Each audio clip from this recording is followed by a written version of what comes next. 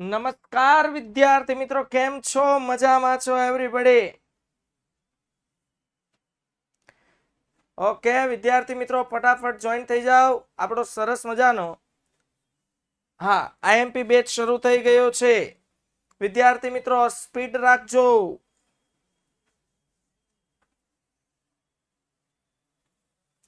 Okay, no this is only IMP batch.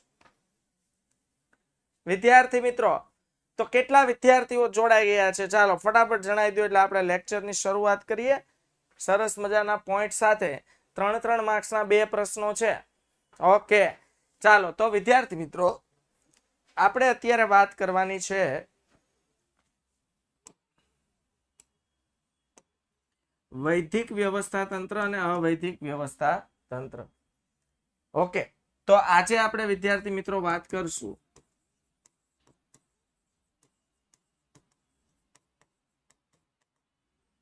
અને બીજું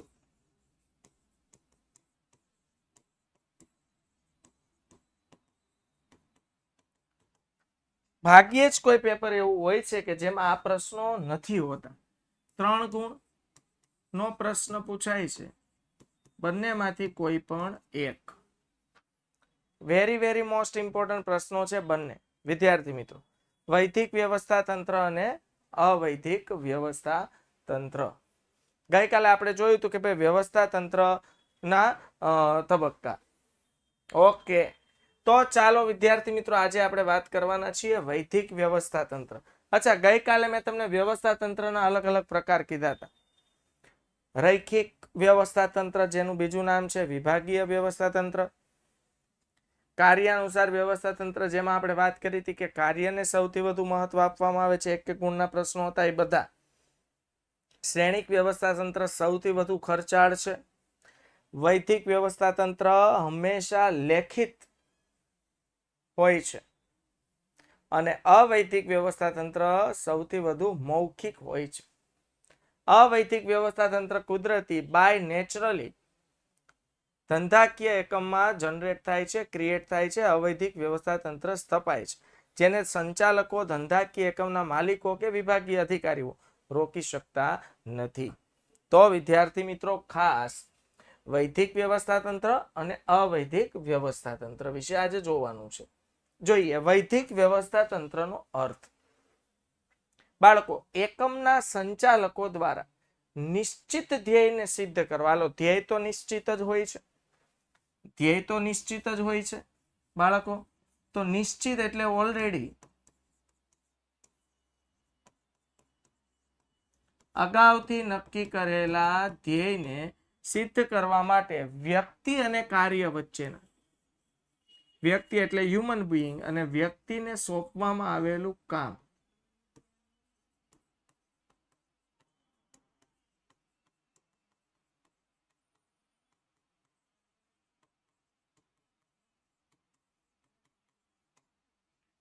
વ્યક્તિને સોંપવામાં આવેલું કામ.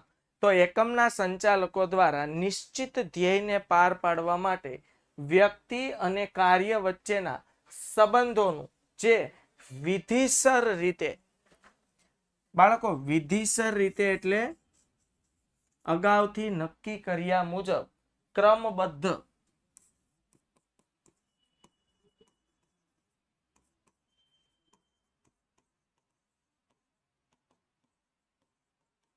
નક્કી કર્યા મુજબ. વિધિસર એટલે અગાઉથી બાળકો નક્કી કર્યા મુજબનું જે માળખું સ્થપાય છે તેને વૈધિક વ્યવસ્થા તંત્ર કહે છે. વિદ્યાર્થી મિત્રો ખાસ યાદ રાખજો, વૈધિક વ્યવસ્થા તંત્રનું જે માળખું છે ને એ વિધિસર રીતે સંચાલકો દ્વારા રચવામાં આવે છે. યાદ રાખજો, વૈધિક વ્યવસ્થા તંત્રનું માળખું વિધિસર રીતે નિયમબદ્ધ, ક્રમબદ્ધ સંચાલકો દ્વારા સમજી વિચારીને બૌદ્ધિક સભાનતાપૂર્વક વૈધિક વ્યવસ્થા તંત્રનું માળખું રચવામાં આવે છે. તો આખો એનો મિનિંગ શું થાય છે કે એકમના સંચાલકો દ્વારા નિશ્ચિત, હવે ધ્યેય પણ એકમના સંચાલકો જ નક્કી કરશે, તો એકમના સંચાલકો દ્વારા નિશ્ચિત કરેલા ધ્યેયને સિદ્ધ કરવા માટે બાળકો એકમના સંચાલકો દ્વારા નિશ્ચિત કરેલા ધ્યેયને સિદ્ધ કરવા માટે વ્યક્તિ અને કાર્ય વચ્ચે સંબંધોનું જે વિધિસર રીતે માળખું સ્થપાય છે તેને વૈધિક વ્યવસ્થા તંત્ર કહે છે. અહીંયા બાળકો વ્યક્તિ અને કાર્ય વચ્ચેના સંબંધોનું માળખું યાદ રાખજો. વ્યક્તિ અને કાર્ય, કાર્ય એટલે કામ, આ બે વચ્ચેનો સંબંધ દર્શાવતું માળખું એટલે વૈધિક વ્યવસ્થા તંત્ર. વૈધિક વ્યવસ્થા તંત્ર આ બંને વચ્ચેનો સંબંધ દર્શાવે છે.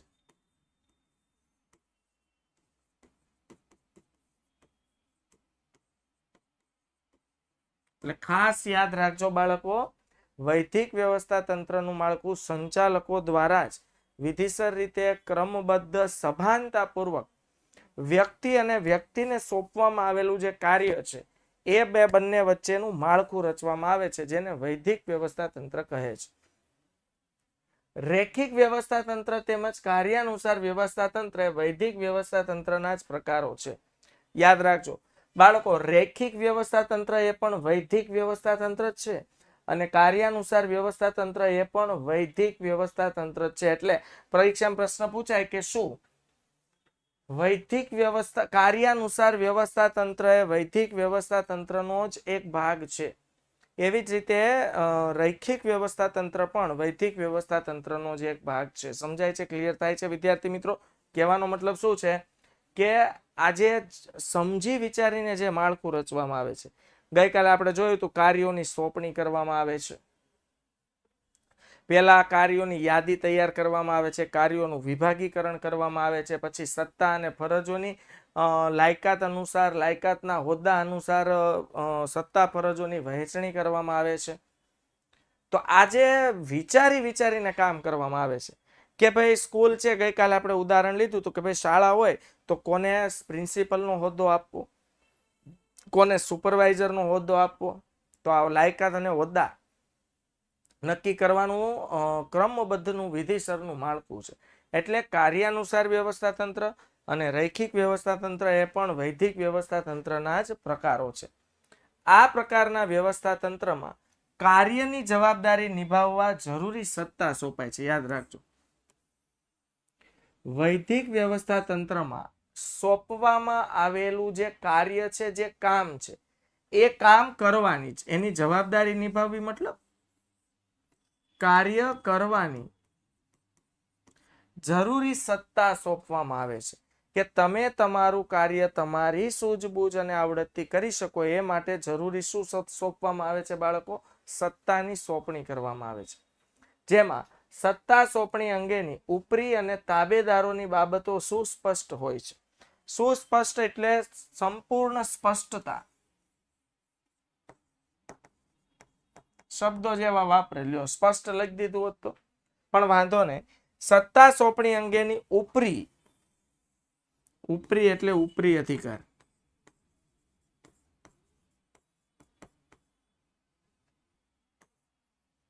અને તાબેદાર, તાબેદાર એટલે તળ સપાટીએ કામ કરતા.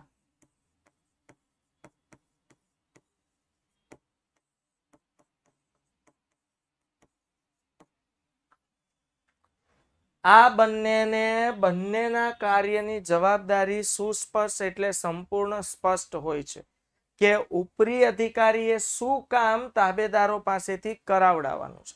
ઉપરી અધિકારીએ કયા કામ તાબેદારો પાસેથી કરાવડાવવાના છે અને તાબેદારોએ કયું કામ ઉપરી અધિકારીઓ પાસેથી મેળવીને સમયસર પૂર્ણ કરીને વળી પાછું ઉપરી અધિકારીને તેનો જવાબ આપવાનો છે કાર્ય થયા અંગેનો. ક્લિયર થાય છે? સમજાય છે વિદ્યાર્થી મિત્રો કે ભાઈ સત્તા સોંપણી અને ઉપરી અધિકાર, મતલબ પહેલા તો સત્તા સોંપણી થાય, ઉપરી અધિકારી નહીં થાય અને તાબેદારો નહીં થાય. તાબેદારોને જે કામ સોંપવામાં આવ્યું છે કામને લગતી નાની મોટી સત્તા આપવામાં આવે અને ઉપરી અધિકારીને કર્મચારીઓ પાસેથી કામ કઢાવવા અંગેની સત્તા સોંપણી કરવામાં આવતી હોય છે. તો બાળકો, વૈધિક વ્યવસ્થા તંત્રમાં ઉપરી અધિકારી અને તાબેદારની બાબતો સુસ્પષ્ટ હોય છે કે ઉપરી અધિકારીએ તાબેદાર પાસેથી કઈ રીતે કામ કઢાવવાનું છે અને તાબેદારોએ ઉપરી અધિકારી પાસેથી મળેલા કાર્યને ચોક્કસ સમયે કઈ રીતે પૂર્ણ કરીને પાછો ઉપરી અધિકારીને ઉત્તરદાયિત્વ પૂરું પાડવાનું છે. લાક્ષણિકતાઓ. બાળકો, પરીક્ષામાં 3 ગુણનો પ્રશ્ન પૂછાય છે. વૈધિક વ્યવસ્થા તંત્રનો અર્થ આપી તેની લાક્ષણિકતા જણાવો.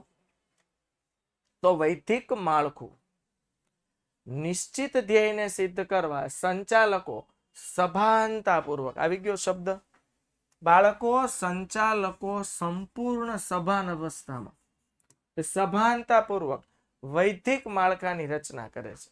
વૈધિક માળખું એટલે શું? નિશ્ચિત ધ્યેયને સિદ્ધ કરવા.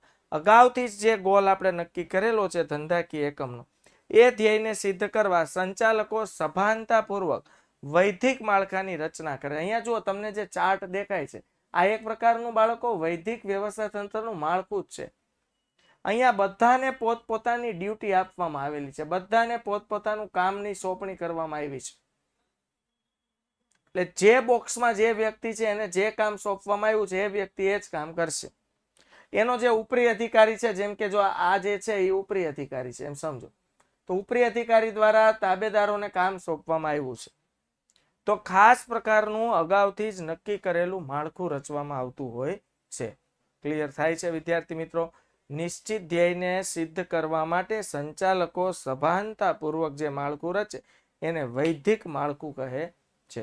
અને કાર્યાનુસાર અને બાળકો રૈખિક વ્યવસ્થા તંત્ર, આ બંને વૈધિક વ્યવસ્થા તંત્રનું જ માળખું છે.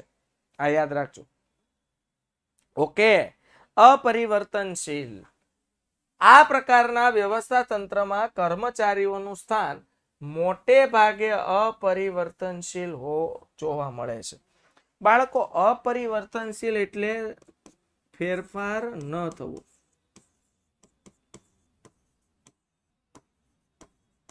સાંભળો, કર્મચારીઓને જે કામ સોંપવામાં આવ્યું છે અને કર્મચારીઓનું જ્યાં સ્થાન છે કે કઈ પોઝિશન પર બેસીને કર્મચારીએ કામ કરવાનું છે, કયો હોદ્દો કર્મચારીને મળેલો છે, કેટલા પ્રકારની સત્તા કર્મચારીને મળેલી છે, આ સત્તા, આ કામ અને આ કર્મચારીના સ્થાનમાં મોટે ભાગે અપરિવર્તનશીલતા જોવા મળે છે. એટલે કોઈ ફેરફાર જોવા મળતો નથી. કર્મચારીઓનું સ્થાન એકવાર નિશ્ચિત કર્યા બાદ જવલ્લે જ તેમાં ફેરફાર જોવા મળે છે. એટલે એક વખત જો કર્મચારીનું કામ નિશ્ચિત થઈ જાય પછી જવલ્લે જ ક્યારેક જ એવું બને કે તેના કાર્યમાં ફેરફાર જોવા મળે. યાદ રાખજો. એટલે અપરિવર્તનશીલ માળખું છે, સંપૂર્ણ અપરિવર્તનશીલ માળખું છે કે આ પ્રકારના વ્યવસ્થા તંત્રમાં કર્મચારીઓનું સ્થાન અપરિવર્તનશીલ છે. કર્મચારીઓની જવાબદારી એકવાર નિશ્ચિત કર્યા બાદ, કર્મચારીઓનું સ્થાન એકવાર નિશ્ચિત કર્યા બાદ વૈધિક વ્યવસ્થા તંત્રમાં ક્યારેક જ વલ્લે જ એવું બને કે એમના ફેરફાર થાય. ઉપરથી નીચે સત્તાની સોંપણી. બાળકો, સત્તાની સોંપણી હંમેશા આ વેમાં હોય છે. ચેક કરો, ઉપરથી નીચે. અહીંયા જુઓ,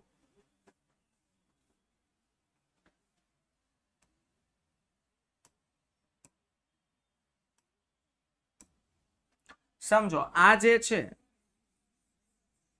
એ છે ઉચ્ચ સપાટી સંચાલન.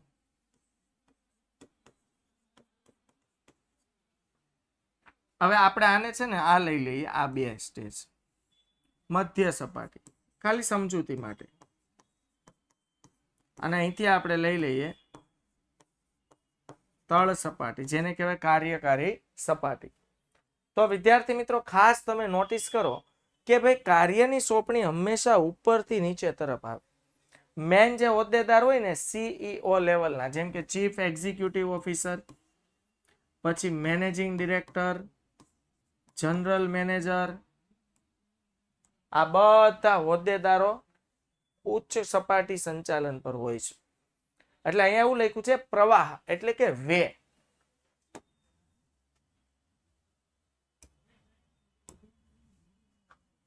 કે સત્તા સોંપણીનો જે રસ્તો છે તે ઉચ્ચ સપાટી તરફથી નીચેની સપાટી તરફ વહે છે. જો સત્તાની સોંપણી ઉપરી અધિકારી દ્વારા કરવામાં આવે છે અને તેનું સ્થાન ઉપરથી નીચે તરફ હોય છે. એટલે કે સૌથી પહેલા અહીંયા આપણે સમજો કે ભાઈ ઉચ્ચ સપાટી સંચાલન છે, પછી આ અધિકારીઓની સપાટી છે,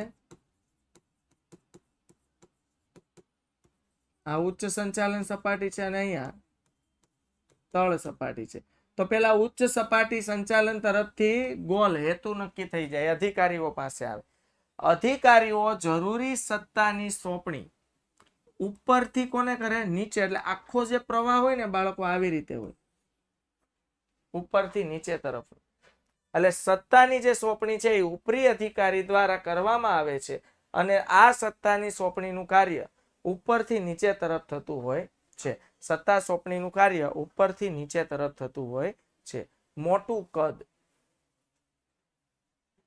બાળકો, વૈધિક વ્યવસ્થા તંત્રનું માળખું છે ને ખૂબ મોટા કદનું હોય છે, ખૂબ મોટા કદનું. જેમ કે અહીંયા આપણે લઈ લઈએ સંચાલકો. આ તો ખાલી આપણે ચિત્ર સ્વરૂપે દોરીએ ને એટલે એવું લાગે. ધંધાકીય એકમમાં આ માળખું અતિ જાયન્ટ સ્વરૂપ, ખૂબ મોટા સ્વરૂપનું હોય છે. અઢળક કર્મચારીઓ કામ કરતા. રિલાયન્સ જેવી કંપની લઈ લો, ટાટા, બિરલા, અદાણી જેવી તમે કંપની લઈ લો તો તમને આઈડિયા આવે કે ભાઈ કેટલા અદ્ભુત, મતલબ અઢળક કર્મચારીઓ કામ કરતા હોય છતાં કામ ચોક્કસ સમયે કાઢી કેમ લેવું? તમે ઇમેજિન કરો એ લોકોનું વ્યવસ્થા તંત્ર, મેનેજમેન્ટ કેટલું જબરજસ્ત હશે કે લાખો કર્મચારીઓ એક સાથે કામ કરે છે છતાં કામ પ્રોપર, વ્યવસ્થિત અને સમયસર થાય છે. એનું કારણ છે મુખ્ય વ્યવસ્થા તંત્રની જબરજસ્ત ગોઠવણી. વ્યવસ્થા તંત્ર જ એવું ગોઠવાઈ ગયું હોય ને બાળકો, કે ઉપરી અધિકારીઓ દ્વારા તાબેદારોને કામ સોંપવામાં આવતું હોય, તાબેદારો એનો સમયાંતરે ઉત્તર આપતા હોય કે કામ થયું કે નથી થયું, કેટલી માત્રામાં થયું, કામમાં બગાડ કેટલો થાય છે. એટલે બેકઅપ લેનારાની આખી ટીમ અલગ હોય વિદ્યાર્થી મિત્રો, સમજાય છે? એટલે આ જે છે ને વૈધિક વ્યવસ્થા તંત્રનું માળખું ખૂબ મોટું કદ ધરાવે. જો સંચાલકોની નીચે આપણે લઈ લઈએ અધિકારીઓ. જેમ કે અહીંયા આપણે લઈ લઈએ ખરીદ અધિકારી, પછી અહીંયા લઈ લ્યો ઉત્પાદન અધિકારી, વેચાણ અધિકારી, જાહેરાત અધિકારી, હજુ પણ લઈ શકાય બાળકો, હિસાબી અધિકારી. હજુ આવે, તમારો જેવો ધંધો હોય એ પ્રમાણે કામ થાય. હવે આની નીચે બાળકો પાછા અલગ અલગ વિભાગો બને. ફોરમેન, સુપરવાઇઝર,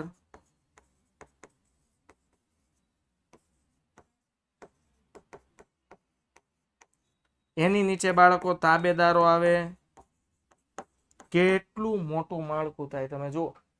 અને આ માળખામાં તમે જુઓ ને તો બાળકો તાબેદારોના કામ પર ફોરમેન, સુપરવાઇઝર નજર રાખે. સુપરવાઇઝરો તાબેદારોના કામનો રિપોર્ટ અધિકારીને આપે અને આ અધિકારી પોતાના કાર્યનો રિપોર્ટ સંચાલકોને આપે. એ ઉપરાંત અધિકારીઓ વચ્ચે પણ સંકલન હોય કે ભાઈ ખરીદ વિભાગ છે એ કાચા માલની ખરીદી કરે છે, તો ખરીદ વિભાગ અને ઉત્પાદન વિભાગ વચ્ચે ખાસ સંકલન હોવું જોઈએ કે કાચા માલની ખરીદી કરીને કરે તો ઉત્પાદન થાય. ફેક્ટરીમાં કાચા માલની જરૂરિયાત કરતા કાચો માલ ઓછો હોય તો એવું બની શકે ફેક્ટરીના સાધનો, યંત્રો, પ્લાન્ટ બંધ રાખવા પડે. આવું ન થાય તો ખરીદી અને ઉત્પાદન અધિકારી વચ્ચે સંકલન હોય. ઉત્પાદન અધિકારી ખરીદ વિભાગને એમ કહે કે ભાઈ જો 5 ટન માલ પડ્યો છે, આજ સાંજ સુધીમાં માલ નહીં આવે, ફેક્ટરી બંધ રાખવી પડશે. એટલે આવું એકબીજા વચ્ચે સંકલન હોય છે.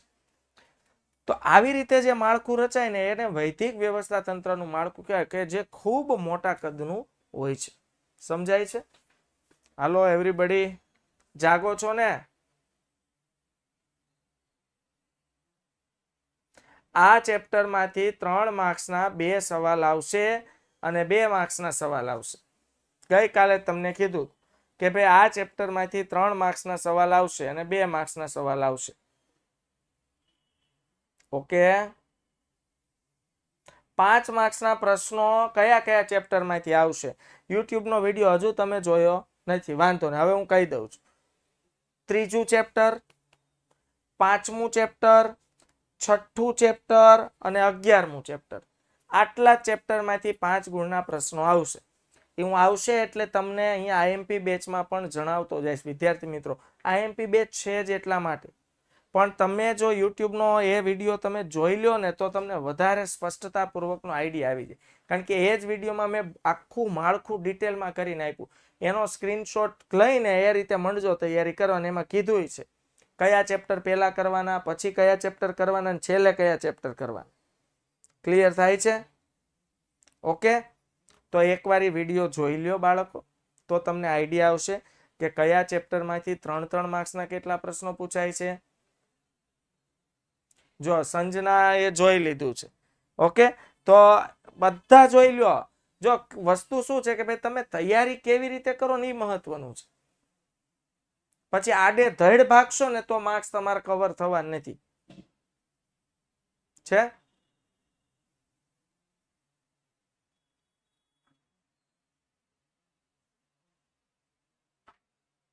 ઓકે, તો એ ટિપ્સ જે મેં આપેલી છે એમાં ગયા જ વીકમાં લગભગ ક્યારે મૂક્યો તો એ વિડીયો? ગુરુવારે યુટ્યુબ પર.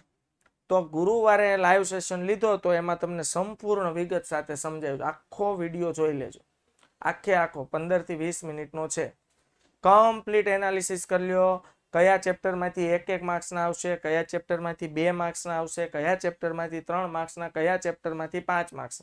કમ્પ્લીટ માર્ક્સ સહિત કીધું છે. ક્લિયર થાય છે? ઓકે, આ ચેપ્ટરમાંથી 3 ગુણનો પ્રશ્ન આવે તો પ્રશ્ન પૂછાય વૈદિક વ્યવસ્થા તંત્રનો અર્થ જણાવી લાક્ષણિકતા જણાવ.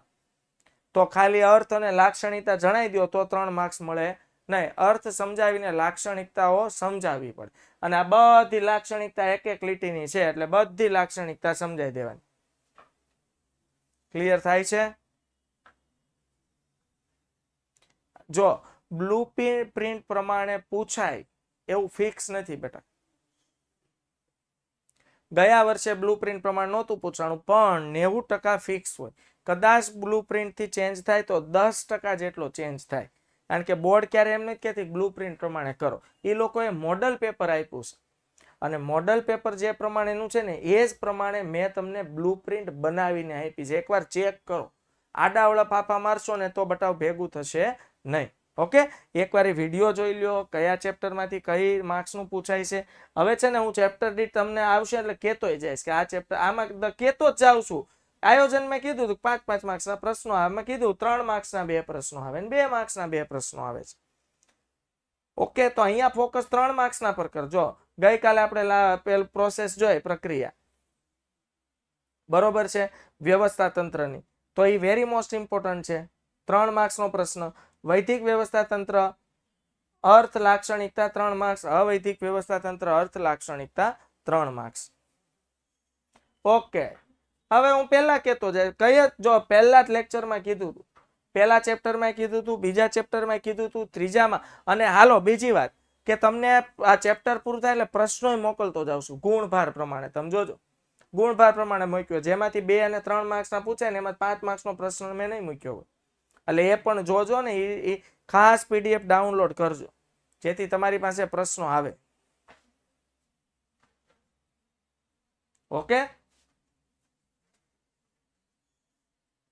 આ જો સ્ટ્રેટેજી વાળો જે હું તમને કહું છું ને કે કયા ચેપ્ટરમાં કેટલા માર્ક્સનું પૂછાય કેટલા પ્રશ્નો, એ વિદ્યાકુલ ગુજરાતી ચેનલમાં છે યુટ્યુબ પર. ઓકે, ગુરુવારનો મારા નામથી સર્ચ કરજો, ટિપ્સ વાળો વિડીયો છે, તમને મળી જશે. ઓકે, ચાલ. તો મોટું કદ ખૂબ જ હોય છે વ્યવસ્થા તંત્ર. ચોક્કસ સંબંધો બાળકો વિધિસર રીતે માળખાની રચના થતા હોવાથી કર્મચારીઓ વચ્ચેના સંબંધો ચોક્કસ હોય છે. કર્મચારીઓ વચ્ચેના સંબંધ ચોક્કસ એટલે શું? જો હું તમે સ્કૂલ લેવલે ભણો છો ને એટલે એ લેવલે સમજાવું છું. તો ભાઈ પ્રિન્સિપલ,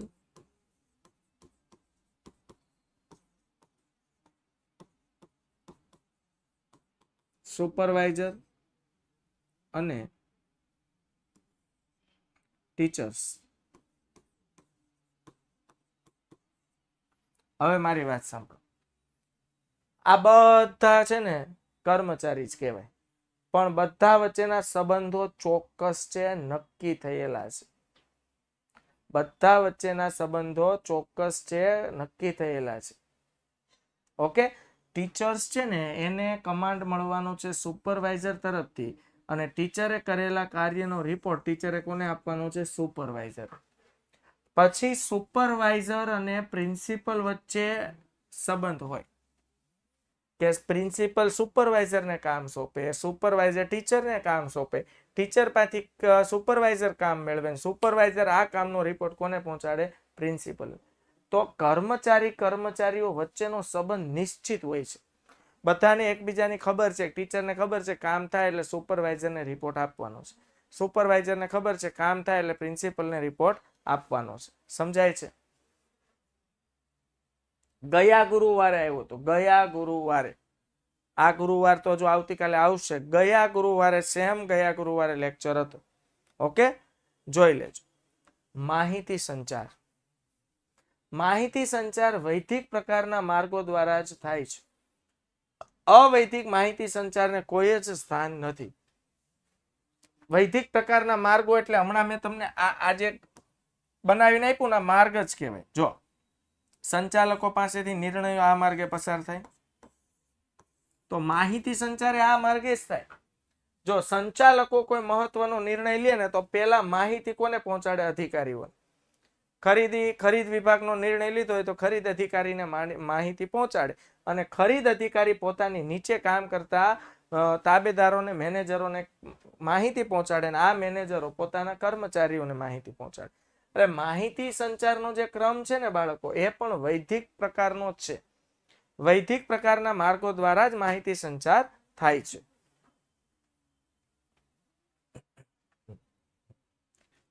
અવૈધિક વ્યવસ્થા તંત્ર બાળકો, 3 માર્ક્સનો આ પ્રશ્ન છે. ચાલો હવે સાંભળો. સભાનતાપૂર્વક એટલે જાણી જોઈને, હેતુ સિવાય, એટલે આ વ્યવસ્થા તંત્રનો છે ને કોઈ હેતુ નથી હોતો. હેતુ સિવાય સામૂહિક પરિણામોમાં ફાળો આપવા માટે આપોઆપ રચાતું એટલે કુદરતી રીતે રચાતું, નેચરલ, જેમ નેચરલ કોઠી આઈસ્ક્રીમ આવે ને એવો નેચરલ વ્યવસ્થા તંત્ર છે, એકદમ કુદરતી. આ એને રચવું નથી પડતું, ઓટોમેટિક રચાઈ જાય છે. તો સભાનતાપૂર્વકના હેતુ સિવાય સામૂહિક પરિણામોમાં ફાળો આપવા માટે આપોઆપ રચાતું આંતરિક સંબંધોનું માળખું એટલે અવૈધિક વ્યવસ્થા તંત્રનું માળખું. ચાલો બાળકો, આંતરિક સંબંધોનું માળખું એટલે શું?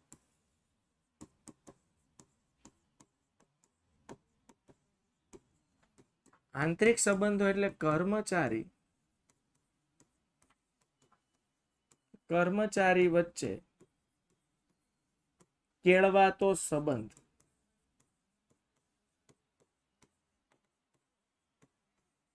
કર્મચારી વચ્ચે જે સંબંધ કેળવાય ને એ વ્યવહારિક સંબંધ. સાંભળો, ઘણીવાર ધંધામાં કેવું બને કે ભાઈ હું કોઈ ધંધાકીય એકમમાં નવું કામ કરવા માટે જાઉં છું, તો હજુ મને એ ધંધાની નથી ખબર, એ ધંધાકીય એકમ વિશે નોલેજ નથી, તે કામ કઈ રીતે લોકો કરે છે એના વિશે નોલેજ નથી.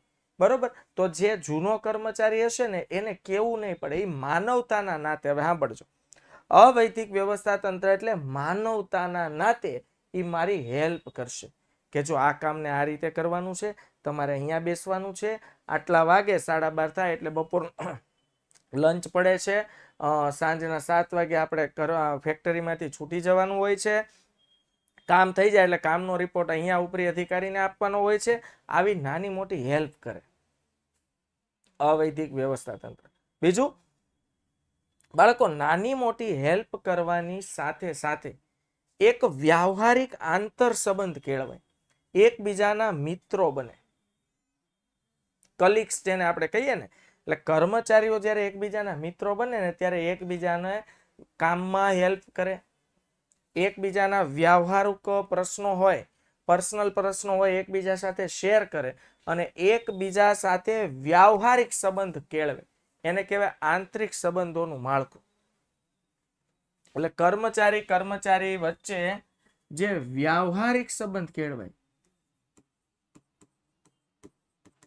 કે ભાઈ આ વખતે તે મારી હેલ્પ કરી છે, જરૂર પડે ત્યારે મને કહેજે, હું પણ તારી હેલ્પ કરીશ. આને કહેવાય વ્યવહારિક સંબંધ કેળવાવો. સમજાય છે? હા, લાઈક અ સ્ટુડન્ટ. તમારા ક્લાસમાં કોઈ નવો સ્ટુડન્ટ આવે એટલે તમે એને મિત્ર ગોતવા નહીં પડે. તમે ઊભા થઈને કે અહીંયા આવતો રહે, આપણી બેન્ચીસમાં જગ્યા ખાલી જ છે.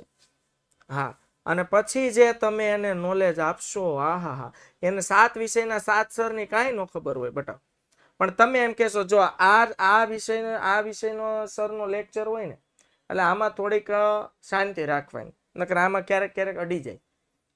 પછી બીજું નોલેજ આપે.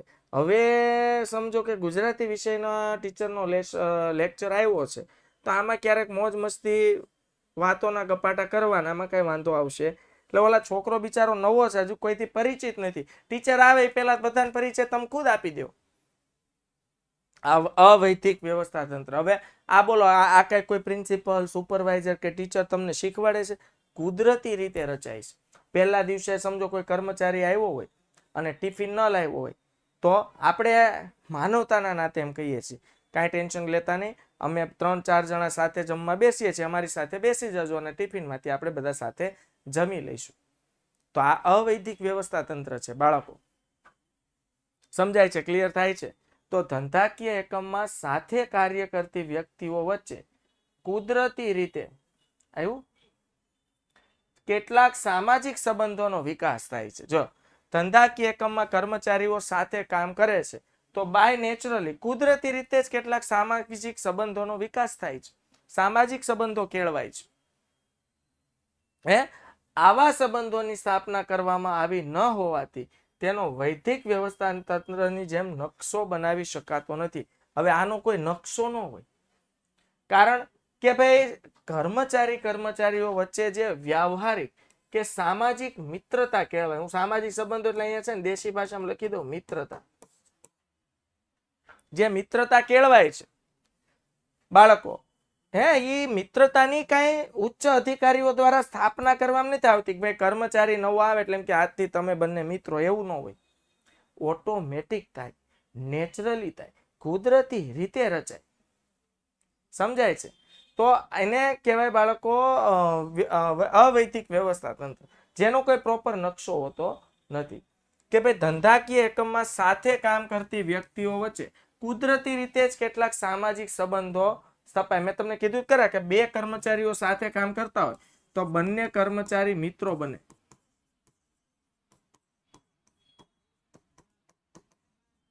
સાથે બેસીને કામ કરવાનું ગમે, બાજુમાં બેસીને કામ કરવાનું ગમે. તમને નથી ભાઈ એક બેન્ચીસમાં 2 મિત્રો સાથે બેસતા હોય, એમાંથી એકની જગ્યા બદલે સાહેબ, એટલે જે તમે સીન ક્રિએટ કરો છો ક્લાસ વચ્ચે, ના સાહેબ મને આ ન ફાવે, નહીં મને આની બાજુમાં જ ફાવે. કારણ કે શું છે, તમે બેની છેડાછેડી બાંધી દીધી હોય ને, હા, એટલે આપણે શું છે, આપણા મિત્ર હોય ને ત્યાં આપણે ફાવે. તો આ એક સંબંધ કેળવાયો છે. ધંધામાં આવું હોય, 2 મિત્રો હોય તો બાજુમાં કામ કરવું એને ગમતું હોય, એકબીજા સાથે પોતાની પર્સનલ વાતો શેર કરવી ગમતી હોય. ધંધાકીય એકમના મતલબ કામ સિવાય સન્ડે કે રવિવાર આવતો હોય તો એકબીજાના ઘરે જતા હોય, એકબીજાના ફેમિલી સાથે ફરવા જતા હોય, એક સાથે ડિનર પર સાથે જમવા જતા હોય. આ જે માળખું કેળવાય ને ધંધામાં, એને અવૈધિક વ્યવસ્થા તંત્ર કહેવાય બાળકો. ઓકે, તમારા સાંભળો તો આપણે વ્યવહારોમાં કેવું હોય, ભાઈ આપણા મમ્મી પપ્પા એ વૈધિક વ્યવસ્થા તંત્ર છે, કારણ કે એ ઘડાઈ ગયેલું માળખું છે. પણ આપણે બહાર નીકળીએ, બરોબર છે, સ્કૂલમાં જઈએ ત્યાં મિત્રો બનાવીએ, સોસાયટીમાં મિત્રો બનાવીએ, બાળકો કોઈ એક્સ્ટ્રા ટ્યુશન ક્લાસમાં જતા હોય ત્યાં આપણે મિત્રો બનાવીએ છીએ. તો આવી રીતે જે આપણે અલગ મિત્રતા કેળવીએ છીએ ધંધાકીય એકમના સ્થળે, એ જ તો છે અવૈધિક વ્યવસ્થા તંત્ર. તો આવા સંબંધોની સ્થાપના કરવામાં આવી નથી. નિયમ યાદ રાખજો, અવૈધિક વ્યવસ્થા તંત્રમાં સંબંધોની સ્થાપના કરવામાં નથી આવતી.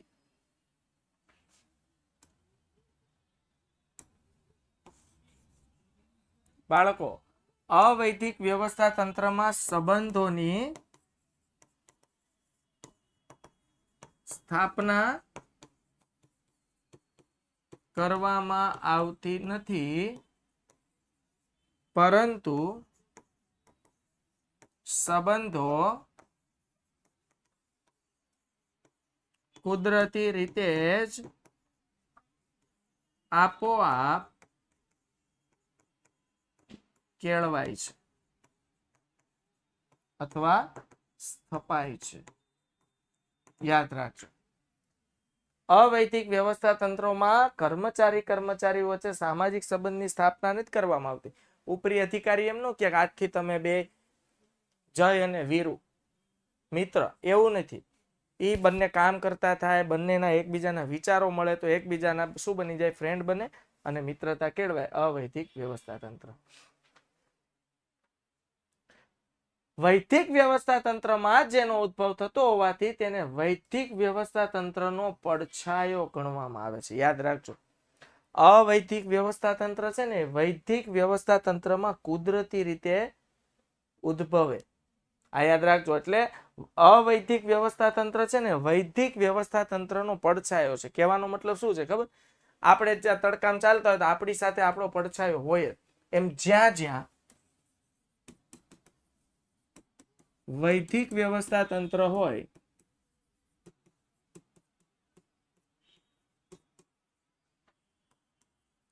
ત્યાં ત્યાં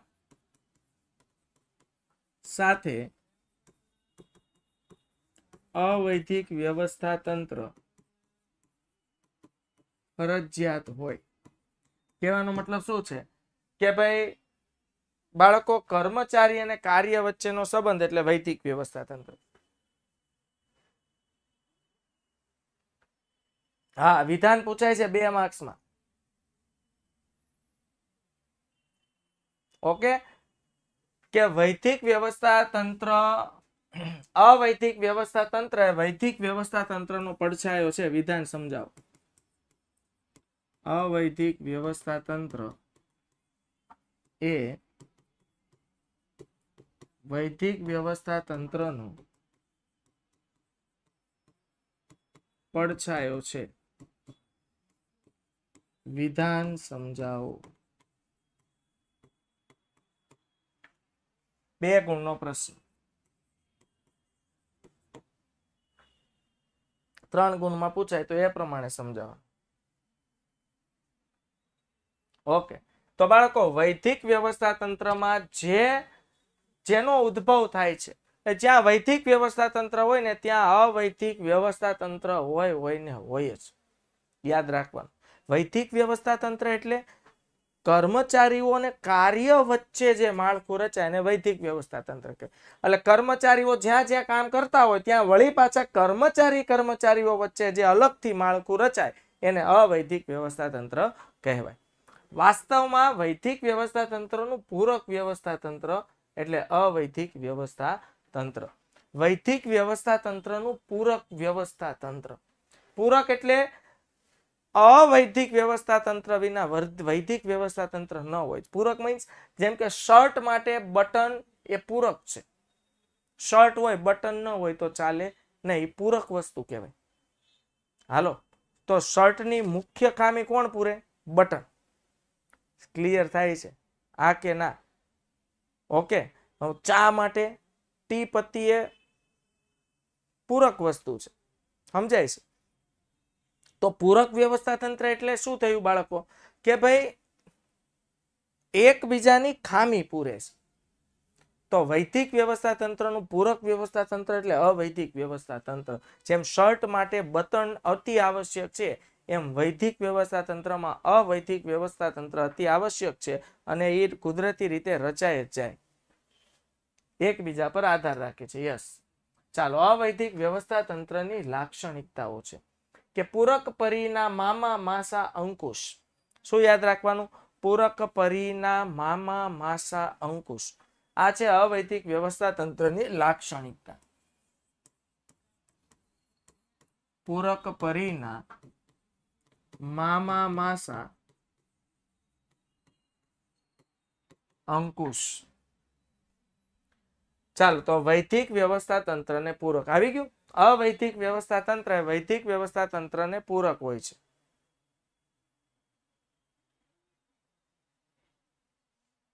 ઓકે, તો હા, આ 3 માર્ક્સમાં પૂછાય. વૈધિક વ્યવસ્થા તંત્ર અને તેની લાક્ષણિકતા 3 ગુણ, અવૈધિક વ્યવસ્થા તંત્ર અને તેની લાક્ષણિકતા 3 ગુણ.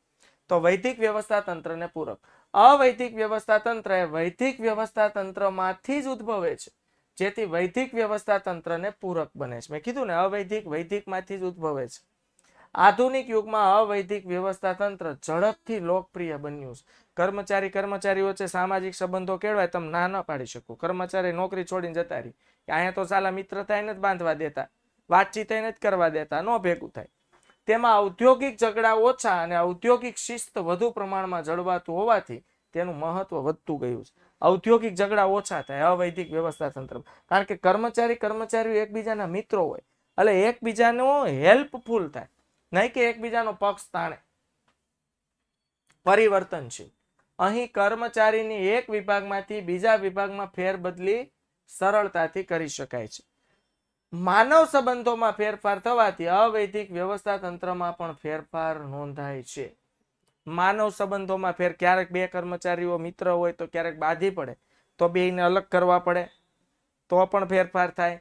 કેટલીક વાર કોઈ બે કર્મચારી ભલે મિત્ર હોય, કોઈ એક સારું કામ કરતો હોય અને કોઈ એકની સ્પીડ ઓછી હોય તો વધુ સારું સ્પીડમાં કામ કરતો હોય, એની સ્થાન ફેરબદલી કરવામાં આવે, એટલે પરિવર્તનશીલ છે.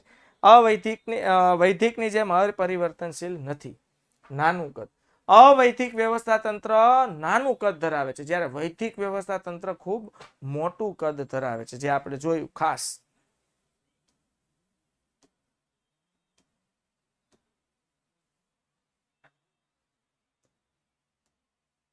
માનવ વર્તણૂક પર આધારિત. યાદ રાખજો, વૈધિક વ્યવસ્થા તંત્ર છે ને માનવ વર્તણૂક પર આધાર રાખે છે, કે કર્મચારીઓ કામ કરે છે તો બંને એકબીજા સાથે કેવી વર્તણૂક રાખે છે. બે કર્મચારીઓ પોતાની ટેવ, શોખ, અભિરુચિ, લાગણી અને માન્યતા વગેરે ધરાવનાર વ્યક્તિઓને કારણે અવૈધિક વ્યવસ્થા તંત્ર રચાય છે. જો કેટલીક વખત સરખા શોખ વાળા વ્યક્તિ મિત્રો બની જાય, બે વ્યક્તિઓને સરખી વસ્તુ પસંદ હોય તો મિત્રો બની જાય, બંનેની લાગણીઓ ફિલિંગ્સ મેચ થતી હોય તો મિત્રો બની જાય, બંનેની માન્યતાઓ બિલીવ્સ મેચ થતા હોય તો મિત્રો બની જાય. તો આવી રીતે ટેવ, શોખ, અભિરુચિ, લાગણી અને માન્યતાને આધારે અવૈધિક વ્યવસ્થા તંત્ર રચાતું હોય છે. માળખું અવૈધિક. એક જ ધંધાકીય એકમમાં સાથે કામ કરતા કર્મચારીઓમાં કુદરતી રીતે જ આંતર સંબંધોથી આવું માળખું ઉદ્ભવે છે, એટલે અવૈધિક માળખું છે. મેં તમને કહી દીધું આ પહેલી સ્લાઇડમાં, કે કુદરતી રીતે માનવ વચ્ચે જે સામાજિક સંબંધો રચાય એ અવૈધિક માળખું. માહિતી સંચાર અવૈધિક. અહીં કર્મચારીઓ મહદઅંશે માહિતી સંચાર મૌખિક સ્વરૂપે કરે છે. 1 ગુણનો પ્રશ્ન, જે મેં તમને ગઈકાલે સ્લાઇડમાં કહી દીધું કે અવૈધિક વ્યવસ્થા તંત્રમાં માહિતી સંચાર મૌખિક સ્વરૂપે થાય અને વૈધિક વ્યવસ્થા તંત્રમાં માહિતી સંચાર બાળકો લેખિત સ્વરૂપે થાય. યાદ રાખજો. Okay, clear? અને આપને ખબર છે મૌખિક સ્વરૂપે માહિતી સંચાર ખૂબ ઝડપથી થાય. આજે મને મારો મિત્ર મળ્યો, મેં કંપનીની વાત એને કરી, એ મિત્ર બીજા 5ને મળશે તો એ બીજાને.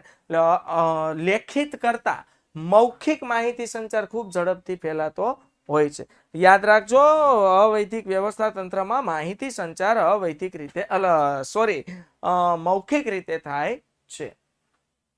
સાર્વત્રિક.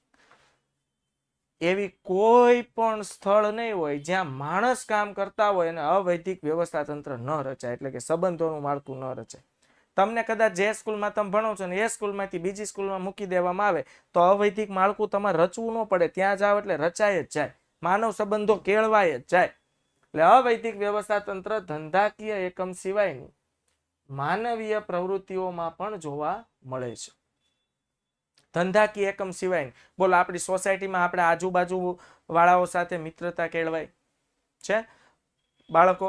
અલગ કોઈ આપણે સંસ્થામાં કામના સ્થળે તો કર્મચારી વચ્ચે મિત્રતા કેળવાય જ છે, પણ સોસાયટીમાં પણ અજાણ્યા વ્યક્તિઓ સાથે મિત્રતા કેળવાય. એટલે કહેવાનો મતલબ કે અવૈધિક વ્યવસ્થા તંત્ર ખાલી ધંધાકીય એકમમાં જ નહીં, ધંધાકીય એકમ સિવાયની પ્રવૃત્તિઓમાં પણ જોવા મળે છે.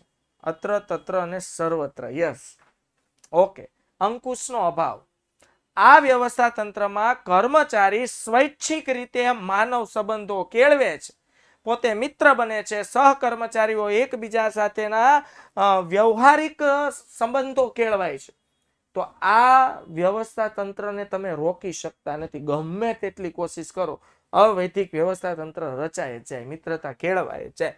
તો આ વ્યવસ્થા તંત્રમાં કર્મચારીઓ સ્વેચ્છાએ પોતાનું તેમજ સહકર્મચારીઓનું કાર્ય કરતો હોવાથી તેઓની પ્રવૃત્તિ ઉપર વિધિવત રીતે કોઈ અંકુશ રાખી શકાતું નથી. કેટલીક વાર આપણી બાજુમાં કામ કરતો કર્મચારી અટવાતો હોય તો એ વ્યક્તિ આપણી હેલ્પ કરે તો એને ઉપરી અધિકારી દ્વારા રોકી શકાતું નથી, અંકુશ લાવી શકાતો નથી. એ કરવામાં જ ન આવે, જેથી કર્મચારીઓનું હિત જોખમાય નથી. કર્મચારીઓ નાખુશ થાય કે ભાઈ મને વાંધો નથી તો તમને શું વાંધો છે એમ. ઓકે, તો વિદ્યાર્થી મિત્રો 3 ગુણના જો આ ચેપ્ટરના પ્રશ્નો અહીંયા જ IMP લખી દઉં છું, એટલે આ લખાઈને આવી ગયો એમ સમજી લેજો. ઓકે, તો પણ 2-3 પ્રશ્નો હાલો હું એડ કરી દઈશ, એટલે રેવાય દો. અત્યારે આ 2 પ્રશ્નો લખી દઉં છું, વધારાના હું એડ કરીને આ સ્લાઇડમાં આવવા દઈશ. તો આજના જ લેક્ચરમાં PDF સ્વરૂપે ફાઇલ મળે, એમાંથી ડાઉનલોડ કરી લેજો. ક્લિયર? તો સૌથી પહેલા અહીંયા લખાય વૈધિક વ્યવસ્થા તંત્ર